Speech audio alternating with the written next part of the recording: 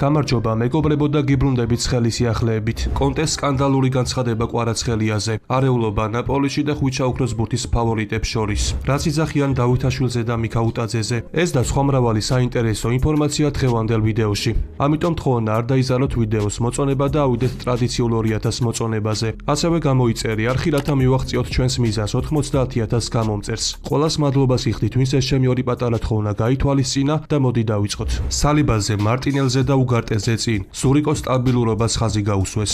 საფრანგეთის ლიგა 1-ის წლევანდელ სეზონში სენტ-ეტიენის თამაში ვერანაირი კრიტიკას ვერ უძლებს. რისი დასტურით სატურნირო ცხრილია, სადაც ეს გუნდი ბოლოს წინა ადგილზე იმყოფება და ელიტაში ადგილის შენარჩუნებისთვის იბრძვის. მიუხედავად ამისა, კლუბში არიან ფეხბურთელები, რომლებიც უმაღლეს დონეზე ასპარეზობენ და მათ შორის განსაკუთრებულად ზურიკო დავითაშვილის გამორჩევა შეიძლება. სწორედ ამასთან დაკავშირებით 24 წლის ქართველ ფეხბურთელზე საფეხბურთო ობსერვატორიის ვებგვერდი საკმაოდ ვრცელ და საინტერესო კომენტარს აკეთებს. ზურიკო 24 წლის სულ რაღაც 2 თვის წინ გახდა და პროფესიულ დონეზე უკვე 275 მატჩის გამართვა მოასწრო, რითიც 2001 წელს დაბადებულ სხვა ცნობილ ფეხბურთელებს სალიბას, გაბრიელ მარტინელისა და მანუელ უგარტეს საგრძნობლად აღემატება. 16 წლის ასაკიდან ქართველი შემტევი ტიპის ნახევარმცველი საოცარ სტაბილურობას აჩვენებს. ამჟამად დავითაშვილი სენტ-ეტიენის ღირსებას იცავს, სადაც მას წამყვანი პოზიციაც უკავია. მის სანახაობრივ და ტექნიკურ თამაშს ხშირ შემთხვევაში ლიდერული თვისებებიც ერწყმის. საერთაშორისო სანაკრებო გამოცდილება კი წარმატებულ ასპარეზობაში საგრძნობლად ეხმარება. ძნელად მოიძებნება მისი ასაკის ისეთი ფეხბურთელი,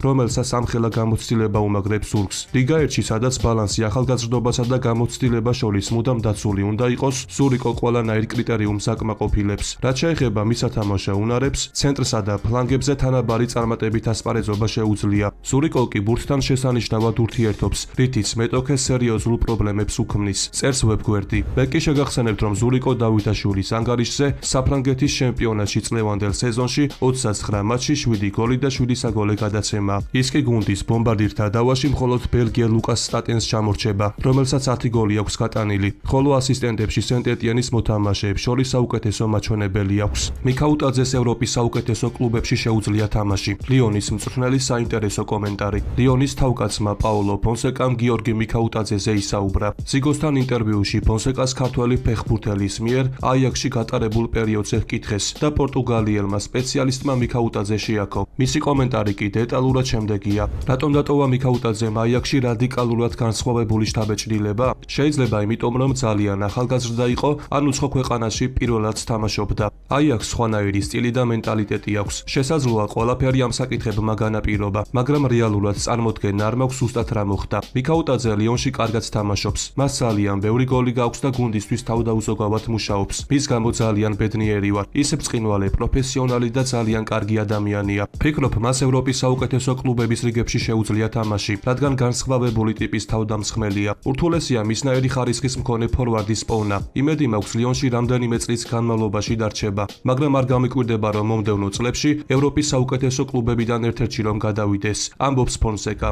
ნაპოლის თავკაცმა ანტონიო კონტემ სერიას 33 ტურში მოცანსთან მატჩამდე პრესკონფერენცია გამართა. იტალიელმა სპეციალისტმა კი საკმაოდ ხმაურიანი განცხადება გააკეთა, რაც ახლა ადგილობრივ მედიაში სასაუბრო თემა. კონტემ ჟურნალისტებს პირდაპირ უთხრა, რომ ნაპოლიში უბრალოდ შეუძლებელია გარკვეული რაღაცების გაკეთება. იტალიელი სპეციალისტი არ დაკონკრეტებულა, მაგრამ მაგალითად მოიყვანა კვარაცხელია, რომელიც ვერ შეინარჩუნეს და შუა სეზონში დაკარგეს მაშინ, როცა ნაპოლი ჩემპიონობისთვის იბრძოდა. მისი კომენტარი კი დეტალურად შემდეგია. წლის დასაწყისში ბევრი რამი თქვა, მათ შორის ჩემი მხრიდანაც. ახლა კი ზოგის ადასტურება შემიძლია, ზოგის არა. არაფერს უარყოფ, მაგრამ ყველაფერს ვერ დავადასტურებ, რაც ვთქვი. მაგალითად, ეს ყველაფერი ნათელი გახდა კვარაცხელიას სიტუაციიდანაც. ვთქვი, რომ ნაპოლი არ უნდა ყოფილიყო მომდევნო ნაბიჯის გადასადგმელი შუალედური კლუბი, მაგრამ არ მინდა მატყუარად აღმიქვან იმის გამო, რაც არ გაკეთებულა. ნაპოლიში გატარებული 8 თვის განმავლობაში მიხვდი, რომ აქ ბევრი რაღაცის გაკეთება უბრალოდ შეუძლებელია, განაცხადა კონტე. ამის შემდეგ კონტეს დაკონკრეტებას თხოვეს თუ რას გულისხმობდა თავის სიტყვებში,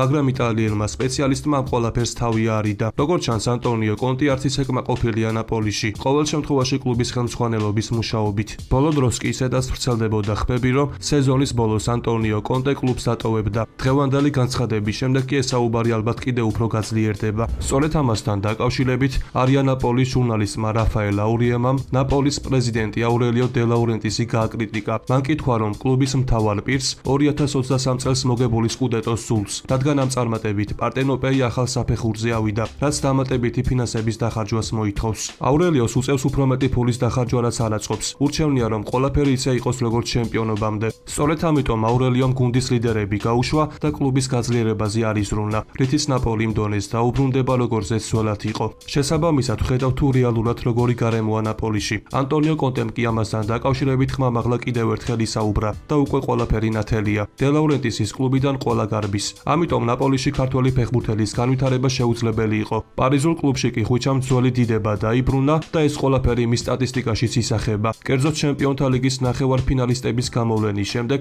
ოქროს ბურთის რეიტინგი კიდევ ერთხელ განახლდა. როგორც ამ მომენტისთვის ბუკმეიკერები თვლიან, 2025 წელს ოქროს ბურთის მოგების მთავარი ფავორიტი ბრაზილიელი რაფინია. ხვიჩა კი ათეულში ყოფნას განაგზობს. ქართველი ფეხბურთელი კი მე-9 პოზიციაზე იმყოფება. ამასთან დაკავშირებით კი ბრიტანული 442 შემდეგ კომენტარს აკეთებს. ხვიჩა წარმოადგენს ფეხბურთის უფრო ინსტინქტურ და თავისუფალ სტილს, რომელიც მსგავს შეჯიბრებებში ხშირად ჯილდოვდება. არ გაგიკვირდეთ, რომ მისი კოეფიციენტი დაიკლებს და კვარას შანსები გაიზრდება თუ PSG ჩემპიონთა ლიგას მოიგებს. ამბობს 442. ასევე ხვიჩა Sports Illustrated-მაც გამოარჩია. ქართველი ფეხბურთელი კი აქაც მე-9 პოზიციას იკავებს. როგორც მისი სახელი და გვარი რთულად გამოსათქმელი, ისევე პრობლემურია ხვიჩა კვარაცხელია შეჩერება, მათ შორის მსოფლიოს საუკეთესო მცველებისთვისაც კი. ქართველი შემტევი, რომელიც 2 წელზე მეტია ნაპოლის კაშკაშა ვარსკვლავი იყო, იანვარში ხმაურით გადაბარგდა პარი სენ-ჟერმენში და მას შემდეგ მუდმივად უმატებს. კვარაცხელია უკვე დაიხმარა PSG-ს არამხოლოდ ლიგა 1-ის ტიტულის ნაადრევად მოგებაში, ასევე პარიზული კლუბი ჩემპიონთა ლიგის მთავარ ფავორიტად აქცია.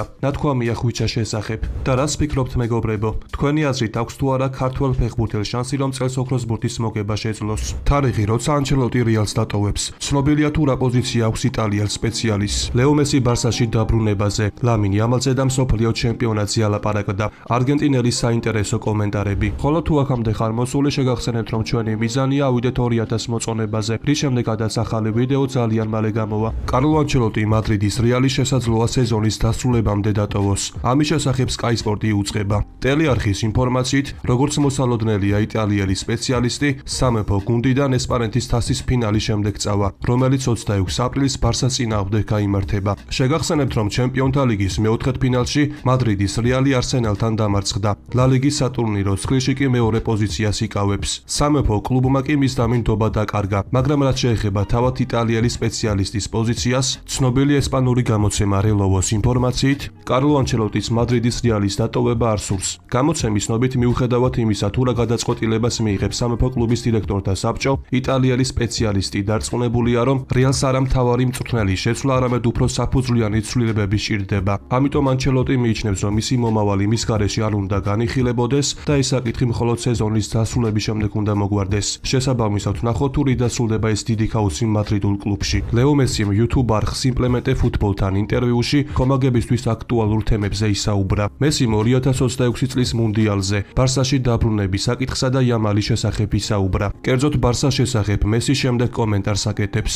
მე მქონდა განზრახვა დაბრუნებულიყავი ბარსაში და ამის გაკეთება ნამდვილად შემეძლო. დაბრუნება იმ გუნდში, რომელშიც ბედნიერი ვიყავი ყოველთვის მინდოდა, მაგრამ ესე არ მოხდა. პირველ რიგში ოჯახის საერთო გადაწყვეტილების გამო არ დავბრუნდი ბარსაში. ასევე დიდი გავლენა იქონია მსოფლიო ჩემპიონატის მოგებამაც, რის შემდეგაც მივხვდი, რომ ევროპაში დაბრუნება აღარ მინდოდა. MLS-ში გადასვლის გადაწყვეტილება მხოლოდ ოჯახური იყო. რაც შეეხება ლამინ იამალს, შთამბეჭდავია, რასაც იამალი აჩვენებს, რას აკეთებს და რაც უკვე გააკეთა. მან ესპანეთთან ერთად ევროპის ჩემპიონატი უკვე მოიგო. მას წარმოუდგენელი თვისებები აქვს და უკვე მსოფლიოს ერთ-ერთი საუკეთესო მოთამაშეა. რაც შეეხება მსოფლიო ჩემპიონატს, ეჭვი არ მეპარება, რომ თამაშს გავაგრძელებ. ფეხბურთი არასოდეს მიმატოვებს, რადგან ეს ჩემი ბუნების ნაწილია. ასე გავიზარდე, მიყვარს გამარჯვება და ასპარეზობა. ეს წელი მნიშვნელოვანი იქნება ჩემი გადაწყვეტილების მისაღებად. ვითამაშებ თუ არა მსოფლიო ჩემპიონატზე. მოვიტყუებით უბიტყვი, რომ ამაზე არ მიფიქრია, განაცხადა მესი. მე კი აქვე გეტყვით, რომ ლუის სუარესმა ერთი კვირის წინ განაცხადა, რომ ლეო მესი მუნდიალზე აუცილებლად ითამაშებს. დღევანდელ ვიდეოს კი ამით დავასრულებ. მოტივაციისთვის კი ავიდეთ მინიმუმ 2000 მოწონებაზე. ასევე გამოიწერი არხი და დაეხმარე მას განვითარებაში. ყველას გისურვებთ ჯანმრთელობას და ბედნიერებას. მე კი მომავალი ვიდეოთი ძალიან მალე დაგიბრუნდებით.